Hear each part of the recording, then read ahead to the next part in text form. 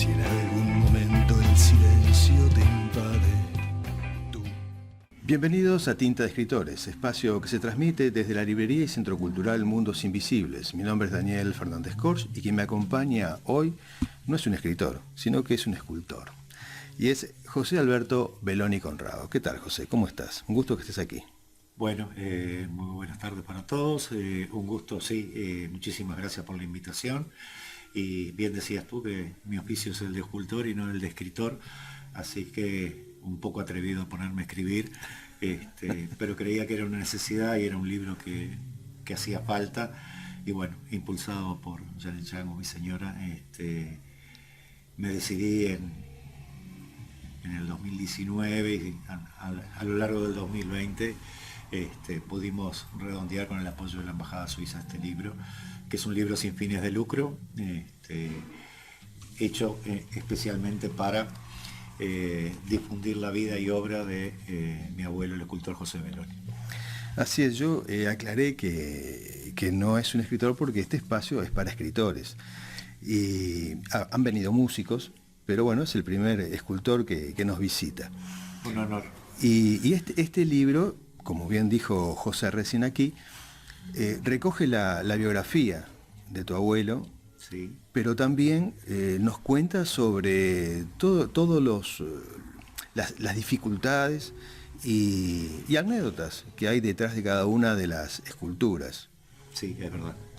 Esa es la idea del libro, biografías serias y documentadas había muy pocas, así que bueno, partimos del gran archivo que tiene el taller Belloni.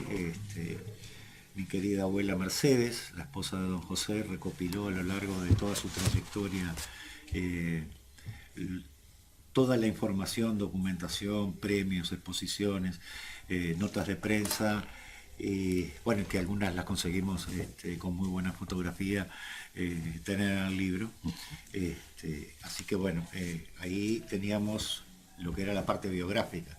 Lo que siempre me pasó, yo sentía que me faltaba y que me lo decía gente con la cual charlaba y hacía anécdotas y un poco de mi niñez y mi adolescencia, era que eso había que escribirlo, había que dejarlo plasmado en blanco y negro para el día que yo no estuviera, conocieran un poco más íntimamente a la personalidad del escultor.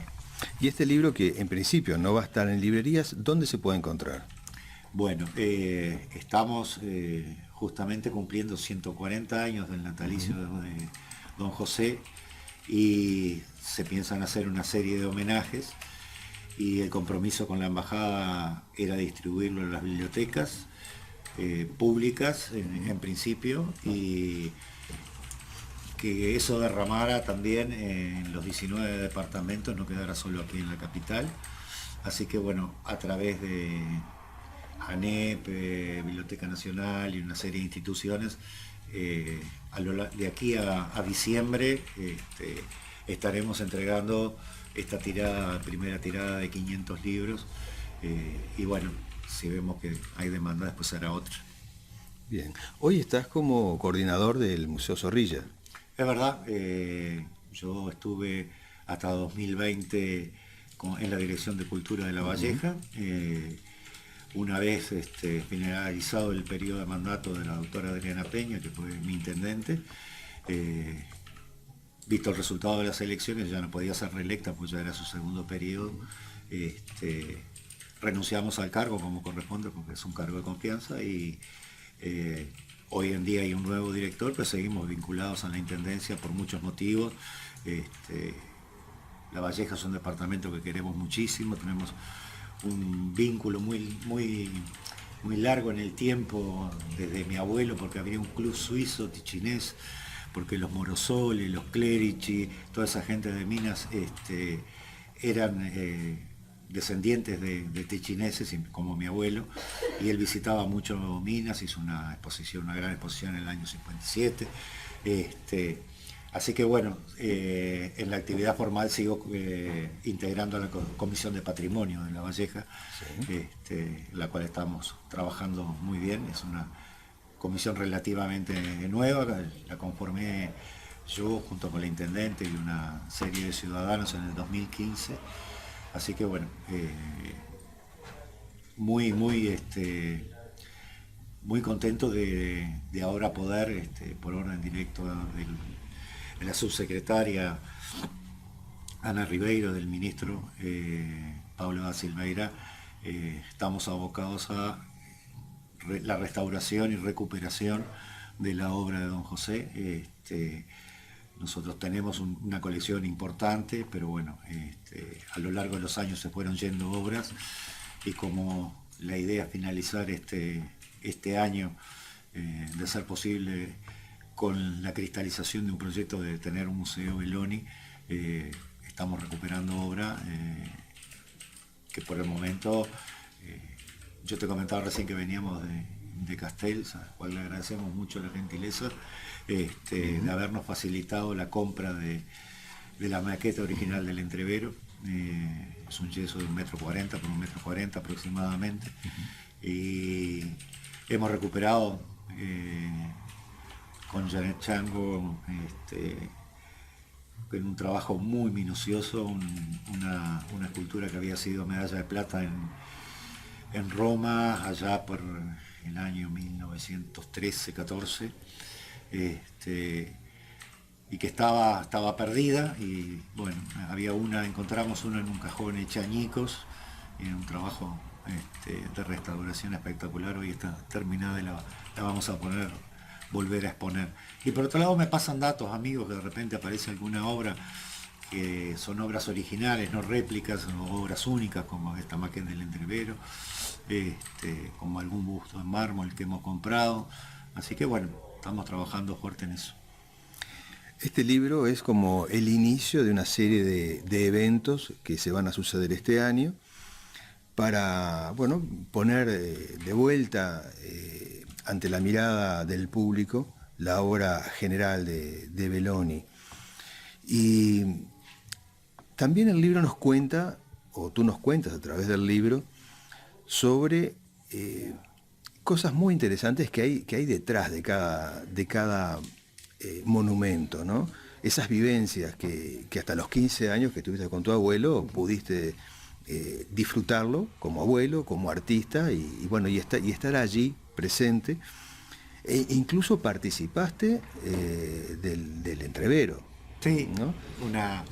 Una participación más que nada simbólica, pero bueno, la sabiduría del abuelo quiso unir las 3 generaciones en una obra y me dio una pequeña intervención ahí en el pasto del piso del entrevero, así que es más un acto simbólico de unir la familia que a través del arte que pueda tener de importante mi participación. Bueno, pero eso estuvo presente siempre.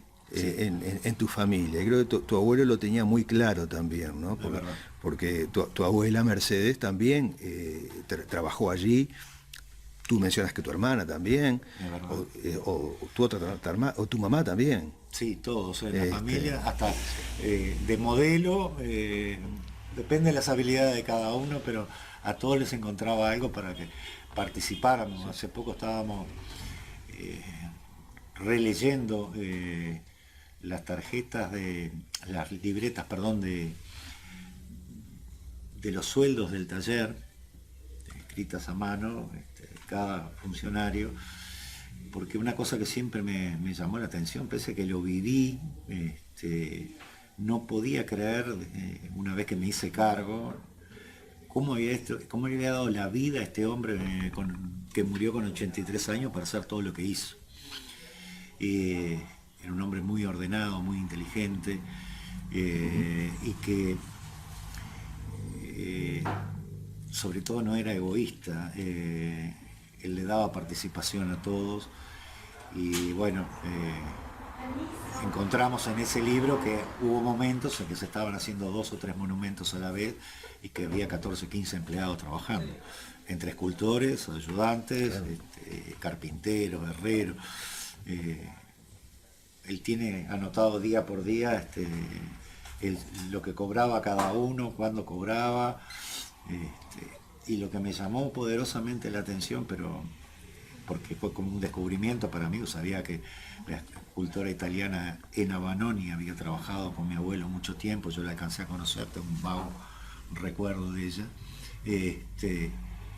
Trabajó casi 20 años en el taller Meloni, están todas las anotaciones de como primera escultora, como primera ayudante, hasta que mi padre la sustituye como primera ayudante, y quedan 2 ayudantes sin primero y segundo, pero eran 3 escultores trabajando y un montón de ayudantes en la tarea de armado, modelado, molderos, yeseros.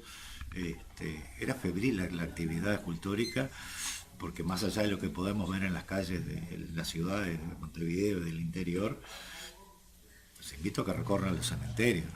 Hay una cantidad de obras, pero una calidad excepcional en los cementerios. Los frisos también. Bueno, Palacio Legislativo, la Catedral de Montevideo, nadie levanta la vista, nadie uno mira la puerta. Siempre tenemos ese cuidado, porque lo aprendimos desde chico, de que la obra tiene que estar a 1,50 m o 60 m, la mitad de la obra, porque es la altura de los ojos, y la gente le cuesta mucho bajar la vista y levantar la vista. Y sin embargo, capaz que las cosas más interesantes están en el suelo o arriba. Es interesante cómo el libro también nos muestra el lado de persona, más allá de lo que era el artista, tu abuelo, como José Beloni tenía. Bueno, tú me hablás de que era muy meticuloso y muy ordenado, pero también de una gran sensibilidad, porque tú mencionas por allí que había alguien trabajando, Manolo. Sí, Manolo. ¿No? Que era una persona con cierta dificultad de aprendizaje, por lo que uno lee en el libro, pero le dio la oportunidad de formar parte y lo sacó de un espacio donde no tenía oportunidades ninguna. Sí. Para no solamente incorporarlo como un trabajador, sino que también formó parte de la vida familiar o de amistad, ¿verdad? Sí. Del grupo. Y bueno, pero creo que eso lo hizo justamente pensando en eso, ¿no? En rescatar a alguien, sí, y darle oportunidades. Por eso decía que era un hombre con una gran sensibilidad, con una gran inteligencia, en el sentido de buscarle la vuelta para que la persona se sintiera cómoda en lo que estaba haciendo, no lo sintiera como que era que le estaban haciendo a alguien un favor. Y él sabía muy bien, tenía esa intuición de saber qué potencial tenía cada uno y hasta dónde lo podía exigir. Y a los que sabía que no podía exigir, no se exigía mucho. Pero bueno, tenía ese equilibrio de saber con quién y hasta dónde. Cosa que me parece muy excepcional en una persona. Sí. Y una cosa que yo creo que no la relato en el libro, pero que me cuenta siempre mi querido amigo Ramón Cuadra, colega, que fue director de la Auto Figari, donde mi abuelo dio clase, y que todavía él conoció gente que había sido alumna de mi abuelo, y yo le dije sí, era así, que lo que le contaban era que donde estaba Beloni siempre había alegría, porque esa meticulosidad, esa seriedad para el trabajo no le impedía ser una persona afable, claro, una persona rica en sus expresiones, y vivía haciendo bromas y chistes y festejando. O sea, eso lo tengo muy claro porque en el Club Tichinés en Carrasco, donde él fue presidente, mi padre también, esa alegría italiana del canto, de la tarantela, eso lo llevaba adentro y lo manifestaba permanentemente. O sea que tenía un sentido del humor muy fino, que hacía sentirse cómodo a las personas. También se recogen anécdotas muy interesantes de tensión, como cuando ejemplo fue en Italia, estaba en Florencia, que había terminado la carreta y bueno, era la obra que todos venían a admirar, y entre todos los que venían también vino Mussolini. Sí, Eso es interesante que me lo preguntes, digo, porque andan algunas versiones circulando por las redes que son bastante exageradas, por no decir mentirosas. Esto fue así, mi abuelo o sea, el municipio de Montevideo le encarga la ejecución del monumento, y él se va a Europa porque no había fundición tan grande acá en Montevideo ni en América. Sí, él había ido a fundir la estatua de la aviación, vanguardia de la patria, que está en Boisolanza hoy en día, a Buenos Aires. Pero no había quedado conforme ni con la calidad, porque para este monumento en particular tenía que ser una fundición de que pudiera llenar un buey de una colada sola de bronce.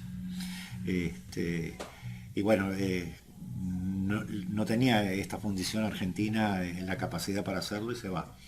Se va a Europa y bueno, el primer lugar que va es a Múnich, donde él había estudiado y que él conocía una fundición muy buena, y bueno, le pide un presupuesto y demoran un poco en contestarle. Él seguía recorriendo Europa buscando fundiciones que ya de su época de becado él conocía muy bien y sabía muy bien a cuáles él quería apuntar.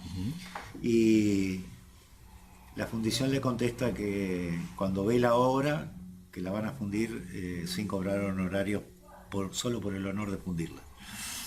Lo cual a él le causó obviamente un impacto, decir, bueno, porque yo traigo esto de Uruguay, una cosa tan tradicional, tan vinculada a nuestro campo, que tenga esta repercusión, y a él yo creo que ahí se termina de convencer de la excepcional obra artística que había hecho, más allá de lo nativista que pueda tener la obra. Así que, bueno, le agradece, pero igual pide un presupuesto en la Fundición Marinelli de Florencia y envía las dos propuestas a Uruguay para que resuelva, en este caso, la municipalidad. Y cómo cambian los tiempos, porque la respuesta fue todo aquello por telegrama, ¿no? Claro. ¿Cuál de las dos era mejor? Dice, no, sin duda es mejor la florentina. Bueno, entonces vamos a pagar la fundición de la carreta Florencia. Y bueno, él había viajado con su familia, con su mujer y mi papá, que tenía 10 años, y para mantenerse durante un año que duró la ampliación de la carreta, porque lleva el boceto, claro, la tiene que ampliar allá, hace algunas obras y hace una exposición, a ver si las podía vender, para sostenerse económicamente mientras terminaba el trabajo de la carreta. Y un día, sin previo aviso, eso lo sentí en varias conversaciones que se lo preguntaban a mi abuelo, pero a mí me impresionaba siempre el cuento de mi padre, porque mi padre tenía 10 años, cuando sintió las botas militares y cruzar las espadas en la escalera que subía, se pegó un susto y dice, acá qué pasa, una cosa totalmente desacostumbrada. Y bueno, había llegado el duce, cual recorrió la muestra, acompañado por el cónsul uruguayo en Florencia, y decide comprar todas las obras. Y se despide, se va. Y ahí el cónsul es que le transmite a mi abuelo que Mussolini tenía interés en que la carreta quedara en Florencia. La carreta yo acá la vine a fundir, pero no es mía, es del gobierno uruguayo, es el que me contrató, el que está pagando la obra, es imposible. ¿Qué había pasado? La Fundición Marinelli en ese momento la visitaba a toda Europa, y los que habían visto la obra, y sobre todo los consejeros italianos culturales del gobierno, habían dicho que era una obra tan excepcional que no podía salir de Florencia, o sea que tenía que quedar en Italia. Por eso la presencia del duce para presionar en el sentido diplomático. Y bueno, y al final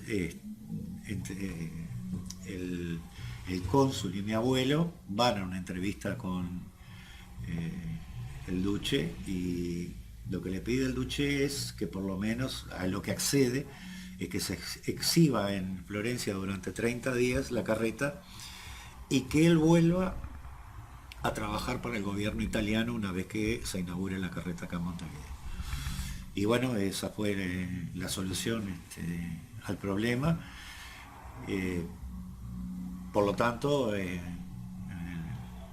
se expone en Florencia la carreta, y tanto fue la presión y lo que esto había provocado en una ciudad muy pequeña como Florencia en aquellos tiempos, sigue siendo una ciudad pequeña, digo, pero más aún los recortes de prensa italianos que tenemos hablan entre 20 y 30.000 personas el día de la inauguración. Yo creo que no habían 400 cuando la inauguraron acá en Montevideo. O sea, eso demuestra, porque esa gente muy culta, muy interesada por el arte, por ver algo muy original y que tanto decían que era tan magnífica, también ha ido presionada por la efervescencia causada por que el escultor se iba a quedar ahí. Por supuesto, mi abuelo vuelve con la carreta, no volvió, volvió sí a Italia, digo, pero nunca más, y menos a trabajar para el gobierno italiano. Así que esa es la anécdota, que no deja de ser, así como yo la conté, una cosa excepcional, muy interesante, porque valora lo que fue Belloni en Europa. Claro. Que no lo apreciamos y lo queremos solo porque sea nuestro, no porque sea uruguayo, sino porque había tenido una carrera en Europa, yo le diría que similar a la de Rodin, porque la prensa europea hablaba la prensa uruguaya de las similitudes creativas entre Rodin y Belloni. O sea, hay varios documentos al respecto. O sea que si él hubiera aprovechado esa oportunidad de una forma egoísta, pero como siempre dijo, el gobierno uruguayo le había dado la oportunidad de que él estudiara en Europa y él tenía que devolverle al pueblo uruguayo lo que había invertido en él. Interesantísimo. Historias como esta tiene el libro. No, valía la pena escucharla, cómo no. Y más de ti, ¿no? Pero creo que podemos hablar, esto te lo pregunto, podemos hablar de un lenguaje de Belloni presente en todas sus obras, donde nos transmite lo que pensaba, porque hay muchos temas sociales que él trató y que hoy justamente siguen estando algunos hasta sin solucionar. No en nuestro país, en el mundo, ¿no? Sí, de acuerdo. Podemos mencionar, por ejemplo, el aguatero, que está por acá, la propia carreta, lo que significa la estatua de María Eugenia Ferreira, de Gabriela Mistral, ¿no? Mujeres fuertes que en su momento también se levantaron, desafiantes, ¿no? En una sociedad diferente que las excluía. Sí. Y yo creo que Belloni todo ese tipo de cosas, de asimetrías sociales, las contempló y las dejó allí presentes para que reflexionáramos sobre ello. Creo que puede ser así. Es exactamente así. Yo creo que el pensamiento de Belloni está en todas sus obras. No hay nada, ni siquiera hecha por encargo, el que él no nos deje un mensaje. Tuvo la suerte de crear mucho y hacer poco por encargo, pero yo creo que sin duda su preocupación por la desigualdad, por los derechos, está plasmada en su obra desde casi desde el nacimiento como adulto. O sea, usted comentaba hace un rato de que recuperamos una obra que se llama Bimba, que fue medalla de plata en Roma cuando era estudiante, y es la cara de una niña. Y a partir de esa niña, hasta su última obra, su obra monumental póstuma, que lamentablemente no la pudo ver inaugurada, El Entrevero, donde hay un crisol de razas del cual nace la patria, En el entrevero tú vas a encontrar al negro, vas a encontrar al gaucho, vas a encontrar al indio, y vas a encontrar los seres anónimos que dieron su sangre por la patria y que no conocemos, valga la redundancia, quiénes fueron. Y vas a encontrar solo un monumento hecho a un héroe en la fortaleza Santa Teresa. Es decir, él hizo el busto de Artigas, hizo el monumento a Leonardo Olivera, pero siempre a lo largo de su trayectoria, la mujer, los derechos del niño, la igualdad de género, la igualdad de raza, está presente a lo largo de toda su vida. O sea, es algo que capaz que se le escapa a la mirada de mucha gente, pero tuve la suerte de que Mariana Bleigio me invitara hace muchos años a dar una conferencia en la Cátedra de Derechos Humanos de la Universidad de la República, y casi que creo que tiene más texto que este libro, la conferencia que di haciendo ese relacionamiento y esa historia, ¿no?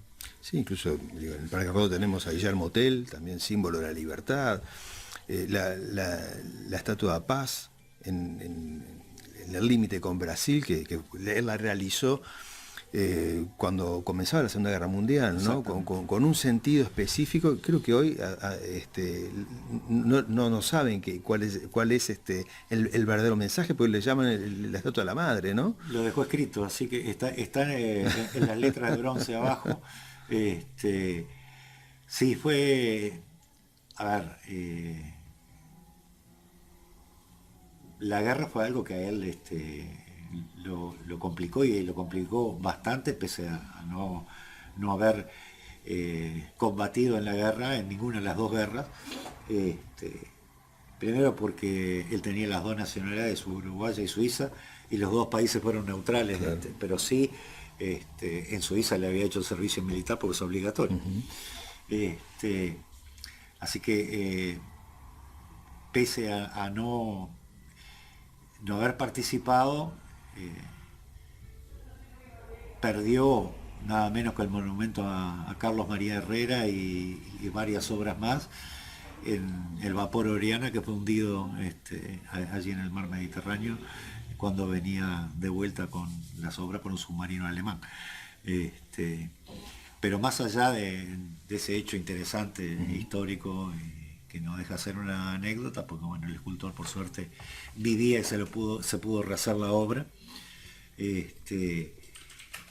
no deja de, digo, el hecho en sí es anecdótico, pero él en su vida es uno de sus, hablábamos de todos estos derechos, y hace siempre hincapié también en otras obras en el horror de la guerra, ¿no? Así que bueno, lo simboliza al principio de la Segunda Guerra Mundial en esa Estatua de la Paz, que es una madre protegiendo un bebé y una paloma en la mano. Sí. Que el simbolismo está clarísimo. Bueno, afortunadamente ahora, como decía recién, a raíz de este libro, Belloni por Belloni, que en principio va a estar presente en distintas bibliotecas, el público puede acceder a toda esta información y se van a llevar adelante determinados eventos en nuestro país de aquí a fin de año, donde, bueno, se va a hablar sobre el mensaje de Belloni, sus obras, y bueno, trabajando también en la protección, en la restauración, que esa es otra historia que a veces no nos preocupa a todos, ¿no? Pero brevemente, pues, es increíble, y esto te lo digo porque me despertó todo lo que estamos hablando, ¿no? O sea, en cierta forma, tanto tú como tu señora Janet, que son artistas, se han relegado como tales, porque entraron en el compromiso de proteger la obra de José Belloni, y es una tarea muy significativa lo que están haciendo ustedes. Hoy tenemos un acto de vandalismo, no sé si más agresivo que antes, pero creo que esta serie de actos y de mencionar las obras y de hablar de ellas puede que también sirva para reflexionar sobre esto, ¿no? Sí, bien decías tú, y es algo que en algún momento uno tiene que tomar una decisión, desde un punto de vista egoísta, diría, yo voy a hacer mi camino, en estos más de 30 años de que falleció mi padre y quedó el taller a cargo mío, podría haber hecho muchas otras cosas, importantes o menos importantes, pero serían mis cosas. Pero yo, así como mi abuelo sintió la obligación de devolverle al país lo que había invertido en él, yo sentí la obligación de devolverle a mi abuelo todo lo que me había dado, y de en la medida de mis posibilidades económicas, en la medida de mis posibilidades intelectuales, en la medida de lo que uno puede hacer. Y ya desde hace muchos años, con la incorporación de Janet al taller, estamos prácticamente dedicados a esto desde hace mucho tiempo, tratando de salvar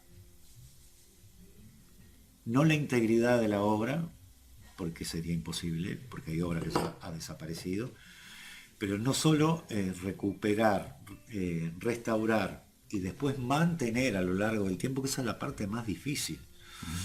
Porque tú me traes una obra que es posible restaurarla, la restauramos, y la conservación de eso depende de mucho en manos de quien esté. Sí. Así que eso es algo que somos muy cuidadosos con ese tema, y obviamente también económicamente nos hubiera ido mucho mejor si hubiéramos optado por otras cosas. Pero bueno, en mi caso, no puedo hablar por Janet, hablo por mí.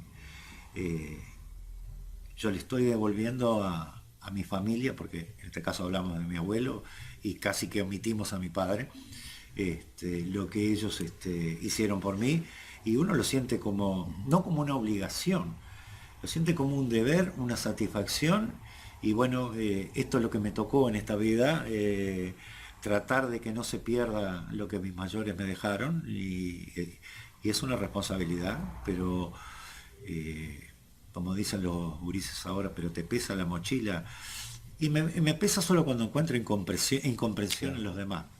Cuando me siento tan cómodo acá como contigo, que entendés tan bien cuál es el problema y que nos das esta oportunidad de difundirlo, nos sentimos muy, muy felices, muy conformes con lo que hemos hecho, porque hay algo que el dinero no paga, y es la satisfacción interior de cada uno de cumplir con lo que le parece a uno, equivocado o no, que es lo que tiene que hacer.